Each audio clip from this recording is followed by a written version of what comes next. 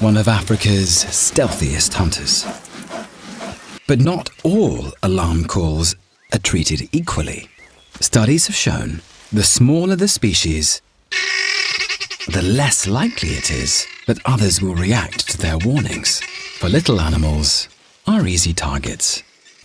A quarter of barks from the lightweight impala are false alarms.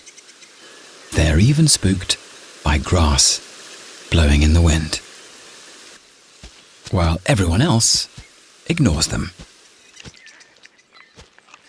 But if larger and less vulnerable zebra or kudu give a warning, everyone scarpers.